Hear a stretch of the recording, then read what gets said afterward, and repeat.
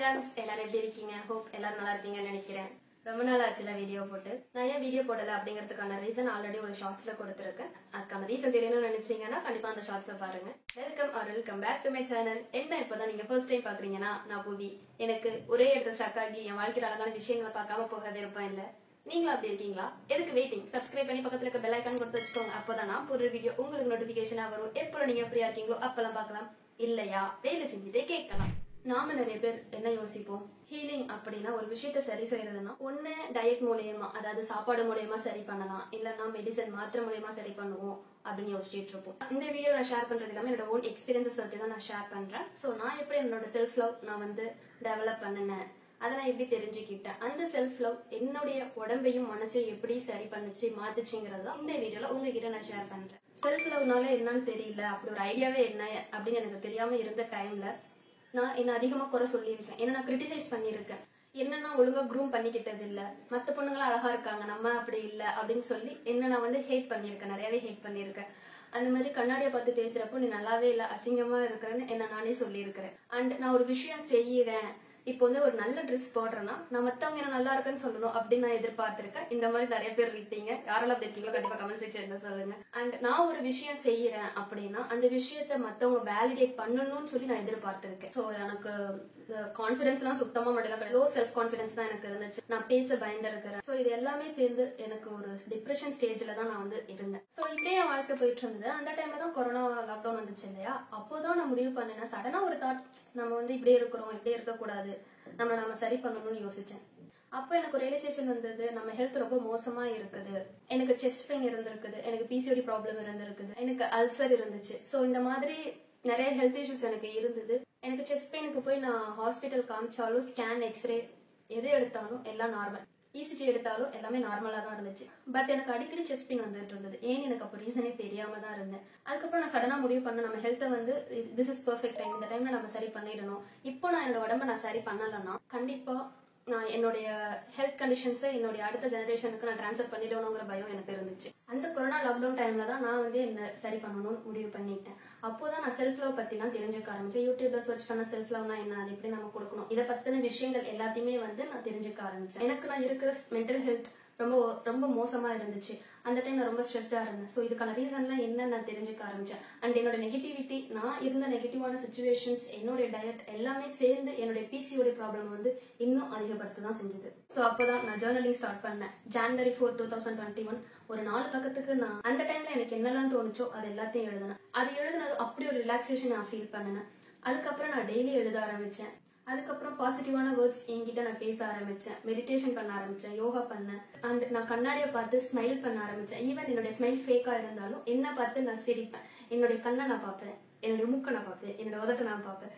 So இந்த மாதிரி ஒவ்வொரு விஷயத்தையும் பார்த்து நீ அழகா இருக்கிற, நீ அழகா இருக்கிற அப்படின்னு என்ன நானே சந்தோஷப்படுத்திக்க ஆரம்பிச்சேன். எனக்கு நான் காம்ப்ளிமெண்ட் கொடுக்க ஆரம்பிச்சேன். என்கிட்ட நான் நல்ல வார்த்தைகளை மட்டும்தான் பேசணும்னு முடிவு பண்ணி பேச ஆரம்பிச்சேன். இது எல்லாமே ஒரே நாள் நைட்ல நடந்துடுச்சா அப்படின்னா அப்படிலாம் கிடையாது. அண்ட் என்கிட்ட நான் சொல்றப்போ நான் ரொம்ப பியூட்டிஃபுல்லா இருக்கேன். என்னுடைய பிசிஓடி ஹீல் ஆயிட்டு இருக்குது. ரெகுலரா என்னோட பீரியட் சைக்கிள் கரெக்டா இருக்குது. Monthly I am getting my periods அப்படின்னு என்கிட்ட நான் பேச ஆரம்பிச்சேன். அதை நான் நம்ப ஆரம்பிச்சேன். அண்ட் அப்போ நான் சடனா ஒரு 10 kg வெயிட் போட்டேன். ஸோ நான் குறைக்கணும்னு சொல்லி அந்த வெயிட் நான் குறைஞ்சிட்டேன். இந்த அளவுக்கு என்னுடைய பாடி சைஸ் நான் குறைச்சிட்டேன் அப்படின்னு சொல்லி நான் குறைக்க ஆரம்பிச்சேன். அண்ட் இது எல்லாமே எனக்கு நடந்துச்சு. அண்ட் எனக்கு ஒரு விஷயம் செய்ய பிடிக்கலன்னா முன்னாடிலாம் அட்ஜஸ்ட் பண்ணிட்டு செஞ்சிட்டு இருந்தவ, எந்த ஒரு கில்ட்டும் இல்லாம எனக்கு பிடிக்கலன்னா இல்ல எனக்கு பிடிக்கல, நான் இந்த விஷயத்த செய்ய மாட்டேன்னு நான் சொல்ல ஆரம்பிச்சேன். இதெல்லாம் நான் பண்ண ஆரம்பிச்சப்போ ஐ ஸ்டார்டட் டு ஹீல். எனக்கு எல்லா விஷயமும் ஹீல் ஆக ஆரம்பிச்சது.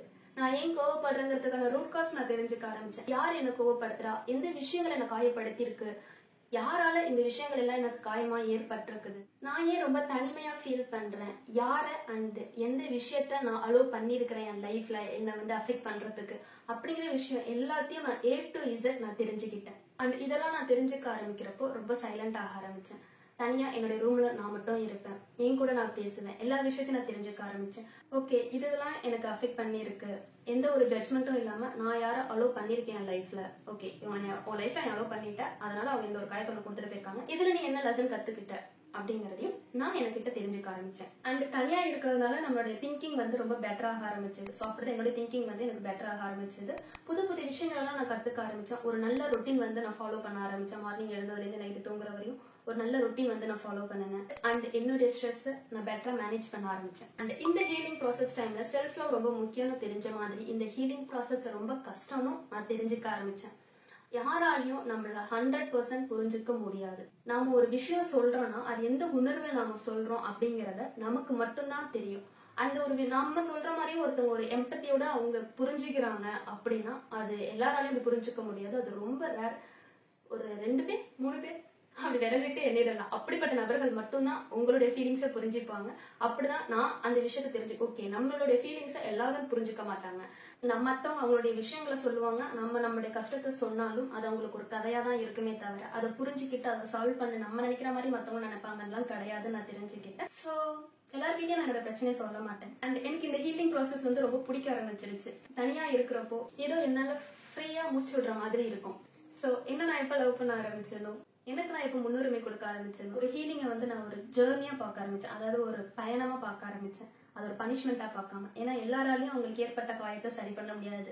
அந்த அளவுக்கு எல்லாருமே வந்து ஒரு பலசாலியா இருக்க மாட்டாங்க மனதளவுல. அதை நான் நிறைய பேரை பார்த்திருக்கேன். ஏன்னா நம்ம ஹீல் பண்ணணும்னு நினைக்கிற அந்த டைம்ல நம்ம அந்த ஸ்டெப் எடுத்து வைக்கிறப்போ நம்ம ஒரு குழப்பமான ஸ்டேஜ்லயே இருப்போம். அந்த குழப்பமான ஸ்டேஜை நம்ம தாண்டிட்டோம்னா நம்ம அவ்வளவு ஃப்ரீயா இருப்போம், அவ்வளவு தெளிவா இருப்போம். ஆனா நிறைய பேர் அந்த குழப்பமான ஸ்டேஜை பார்த்துட்டு பயந்து திரும்ப பின்னாடி போயிடுவாங்க. நான் அந்த குழப்பமான ஸ்டேஜும் நான் ஃபேஸ் பண்ணியிருக்கேன். அதை தாண்டி வெளியே வந்து எவ்வளவு ஃப்ரீயா என்னால யோசிக்க முடியும், ஒரு விஷயத்த இன்னொரு பாயிண்ட் ஆஃப் வியூல இருந்து எப்படி பார்க்க முடியும் அப்படிங்கறதையும் நான் தெரிஞ்சிருக்கேன். இப்ப நான் ஒரு விஷயத்த ஹீல் பண்ணலன்னா கண்டிப்பா அதை நான் வந்து என்னோட அடுத்த ஜென்ரேஷனுக்கு கொடுப்பேன். நான் கொடுக்க கூடாதுன்னு கான்சியஸா முடிவு எடுத்ததுனால நான் நிறைய விஷயத்த ஹீல் பண்ணியிருக்கேன். என்ன இப்ப யாராவது ஹர்ட் பண்ணாலும் அது எனக்கு ரொம்ப அஃபெக்ட் ஆனாலும் டைம் எடுத்துப்பேன், ஹீல் பண்ணுவேன். அதுக்கப்புறம் அங்க அந்த ஒரு விஷயத்துக்கு எனக்கும் ஒரு எமோஷனல் கனெக்ஷனே இல்லாம ஆக்கிடுவேன். அந்த ஒரு ஸ்ட்ராட்டஜி எனக்கு கண்டிப்பா நல்லாவே தெரியும். எனக்கு நான் தான் முக்கியம், எனக்கு அப்புறம் தான் வேற யாரா இருந்தாலும். இந்த ஒரு மைண்ட் செட் எல்லார்ட்டையும் இருந்துச்சுன்னா யாராலையும் உங்களை ஹர்ட் பண்ண முடியாது. ஸோ ஃபைனலா நான் சொல்ற வார்த்தை எப்பயும் சொல்றதுதான், self love is not selfish. நீங்க அவங்களை எப்படி பாத்துக்கிறீங்களோ, உங்களை நீங்க எப்படி ட்ரீட் பண்றீங்களோ அதுதான் நீங்க மத்தவங்களுக்கு காட்டுறீங்க. இந்த மாதிரி தான் நீங்க நடத்தணும் அப்படின்னு சொல்லி. ஸோ ஒருத்தவங்க அவங்களோட லிமிட்டை கிராஸ் பண்றாங்கன்னு உங்களுக்கு தெரிஞ்சதுன்னா உங்களை நீங்க கேள்வி கேளுங்க, அவங்க லிமிட்டை கிராஸ் பண்றதுக்கு நீங்க அலோவ் பண்ணணும்னு சொல்லி. அப்படி உங்களை நீங்களே கேள்வி கேட்டீங்கன்னா அடுத்த தடவை நீங்க அலோவ் பண்ண மாட்டீங்க. அதனால அவங்க லிமிட் கிராஸ் பண்ணி இந்த மாதிரிலாம் பண்ணிட்டாங்களேன்னு சொல்லி நீங்க ஹர்ட் ஆக மாட்டீங்க. So love your self. நம்மளை எப்போ முழுசா புரிஞ்சுக்க ஆரம்பிக்கிறோமோ அப்போ ஆட்டோமேட்டிக்கா நம்மளோட ஹீலிங் ப்ராசஸ் ஸ்டார்ட் ஆயிருக்கும். இதுக்கான பெஸ்ட் எக்ஸாம்பிள் நான் உங்க முன்னாடி உட்கார்ந்து இருக்கிறேன். எனக்கு நிறைய பிரச்சனை இருந்தது. எனக்கு இந்த ஷோல்டர் பெயின்ல இருந்து, பிசிஓடி ப்ராப்ளம்ல இருந்து, கிட்னி ஸ்டோன் ப்ராப்ளம்ல இருந்து, ஹேர் ஃபால்ல இருந்து, வெயிட் கெயின்ல இருந்து எல்லாமே எனக்கு இருந்துச்சு. நான் எப்போ என்ன லவ் பண்ண ஆரம்பிச்சேனோ, நான் எப்போ என்னை பத்தி முழுசா தெரிஞ்சுக்க ஆரம்பிச்சேனோ, எனக்கு எந்த விஷயம் எல்லாம் ஹர்ட் ஆயிருக்கு, யாரெல்லாம் என்ன ஹர்ட் பண்ணிருக்காங்க அப்படின்னு எல்லாத்தையும் தெரிஞ்சுக்க ஆரம்பிச்சேனோ, அதெல்லாம் எப்போ நான் சரி பண்ண ஆரம்பிச்சேனோ என் பிசிஓடி சரி ஆயிடுச்சு. எனக்கு ரெகுலரா மந்த்லி எனக்கு பீரியட்ஸ் வந்துட்டு இருக்கு. அதே மாதிரி நான் வெயிட் லாஸ் ஆனேன். இப்ப கல்யாணத்துக்கு அப்புறம் தான் கொஞ்சம் திரும்ப வெயிட் கெயின் ஆயிருக்கேன். திரும்ப நான் டயட் இருக்கணும், I know. And hair fall சுத்தமா கிடையாது. என் ஹேர் நல்லாவே வளர்ந்துருக்குது. எல்லா டெஸ்ட்டும் எடுத்தும் எனக்கு செஸ்ட் பெயின் இருந்துச்சுன்னு நான் சொன்னேன் ஸ்டார்டிங்ல. இப்ப எனக்கு அந்த செஸ்ட் பெயின் கிடையாது. அந்த டிப்ரெஷன் ஸ்டேஜ், அந்த கன்ஃபியூஸ் ஸ்டேஜ் இது எல்லாத்தையும் விட்டு வெளியே வந்து லைவ் எக்ஸாம்பிளா இங்க உட்காந்துருக்கேன். So always love your self. உங்களுக்கு நீங்க முக்கியத்துவம் கொடுத்து உங்களை நீங்க பார்த்துக்கிட்டீங்கன்னா உங்களுடைய மனசும் உங்களுடைய உடம்பும் ஒரே நேரத்துல சரியாகும். இதுவரை இந்த வீடியோ பார்த்திருந்தீங்கன்னா ரொம்ப தேங்க்ஸ். உங்களுக்கு இந்த வீடியோ பிடிச்சிருந்ததுன்னா கண்டிப்பா லைக் பண்ணுங்க. உங்களுக்கு ரொம்ப தெரிஞ்சவங்க இல்ல உங்களுக்கு ரொம்ப பிடிச்சவங்க, அவங்களுக்கு செல்ஃப் லவ் ரொம்ப முக்கியம் யோசிச்சீங்கன்னா அவங்களுக்கு இந்த வீடியோவை ஷேர் பண்ணி நீயும் செல்ஃப் லவ்லாம் கத்துக்கோன்னு சொல்லுங்க. உங்களுக்கு எதுவும் கருத்து இருந்தா கண்டிப்பா கமெண்ட் செக்ஷன்ல சொல்லுங்க. அடுத்த வீடியோல வேறொரு டாபிக்ல உங்களை நான் மீட் பண்ற வரை shine like a star. Bye.